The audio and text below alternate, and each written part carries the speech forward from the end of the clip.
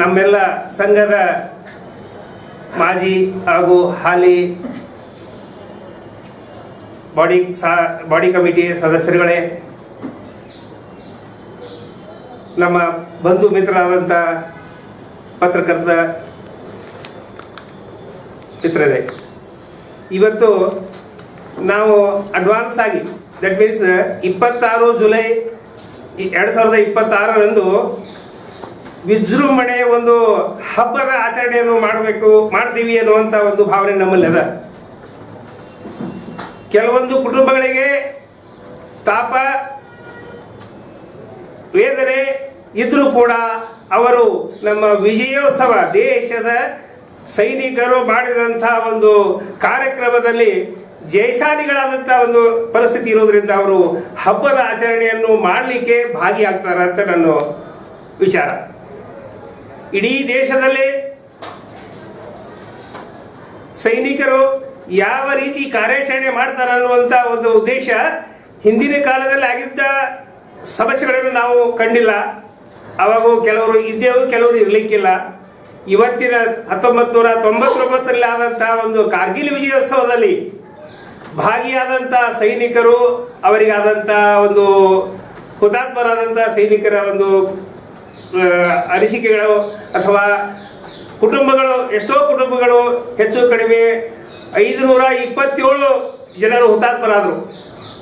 1300 ಜನ ಅದಕ್ಕಿಂತ ಹೆಚ್ಚಿಗೆ ಗಾಯಗೊಂಡರು.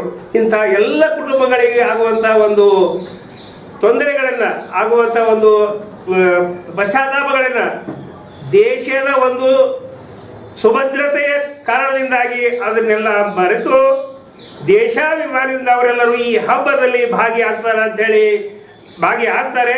ಅದಕ್ಕಾಗಿ ಈ ಆಚರಣೆ ಮಾಡ್ಲಿಕ್ಕೆ ಜುಲೈ 26 ಪ್ರತಿ ವರ್ಷ ನಾವೇನದ ಶ್ರೀ ಕದ್ದಗಲ್ ಹನುಮಂತರಾಯ ರಂಗಮಂದಿರದಲ್ಲಿ ಕೆಲವೊಂದು ಮಕ್ಕಳ ಕಾರ್ಯಕ್ರಮ, ಆಮೇಲೆ ಕಾರ್ಗಿಲ್ ವಾರ ಇದಾಗುವಂಥ ಒಂದು ವಿಡಿಯೋಗಳನ್ನು, ಕ್ಲಿಪ್ಗಳನ್ನು ಬಿಟ್ಟು ಕೆಲವೊಬ್ಬರು ಎಲ್ಲರೂ ಸಹಾಯ ಮಾಡಿದಂಥ ವ್ಯಕ್ತಿಗಳನ್ನು ಒಂದು ಸ್ಕ್ರೀನಲ್ಲಿ ಹಾಕಿಸಿ, ನಮ್ಮ ಅತಿಥಿಗಳು ಸೀನಿಯರ್ ಆಫೀಸರ್ಸ್ ಕೂಡ ಇದ್ದಾರೆ, ಸೀನಿಯರ್ ಜವಾನರಿದ್ದಾರೆ, ಉಂಡೆಡ್ ಆದಂಥ ಒಂದು ಕಾರ್ಗಿಲ್ದಲ್ಲಿ ಆದಂಥ ಒಂದು ಜನರ ನಮ್ಮ ಸೈನಿಕರಿದ್ದಾರೆ, ಅವರಿಗೆಲ್ಲರಿಗೂ ಕರೆಸಿ ಅಲ್ಲಿ ಮಾನ ಸನ್ಮಾನ ಮಾಡಿ, ಅವರಿಗೆ ಮಾಲಾರ್ಪಣೆ ಮಾಡಿ, ಅವರ ಊಟೋಪಚಾರಗಳನ್ನೆಲ್ಲ ನೋಡಿಕೊಂಡು ಕಳಿಸುವಂಥ ಒಂದು ಕೆಲಸ ಮಾಡ್ತೀವಿ ರೀ.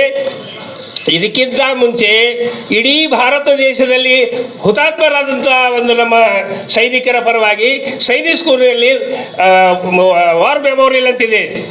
ವಾರ್ ಮೆಮೋರಿಯಲ್ ಅಂದರೆ ಒಂದು ನೆನಪಿನ ಒಂದು ಇದಾಗ್ತಿದೆ. ಎಲ್ಲ ದೇಶದ ಅಲ್ಲಿ ಇದಾಗ್ಯಾರ ಅನ್ನುವಂಥ ಒಂದು ಭಾವನೆ ಇಟ್ಟುಕೊಂಡು ವಾರ್ ಮೆಮೋರಿಯಲ್ಗೆ 7 ಗಂಟೆಗೆ ನಾವು ಮಾಲಾರ್ಪಣೆ ಮಾಡಿ, ರೀತ್ ಲೇಯಿಂಗ್ ಸೆರೆಮನಿ ಅಂತ ಹೇಳ್ತಾರೆ. ರೀತ್ ಲೇಯಿಂಗ್ ಅಂದರೆ ಒಂದು ನಮ್ಮ ಆರ್ಮಿ ಇದರಲ್ಲಿ ಒಂದು ಮಾಲೆಯನ್ನು ಮಾಡಿ ಅದನ್ನು ಅರ್ಪಣೆ ಮಾಡಿ, ಪ್ರತಿಯೊಂದು NCC ಅವರು ಬರ್ತಾರೆ, ಸೈನಿಕ್ ಸ್ಕೂಲ್ದವರು ಮತ್ತು ನಮ್ಮ ಸೈನಿಕರು, ವಿಡೋಸು ಎಲ್ಲರೂ ಬರ್ತಾರೆ.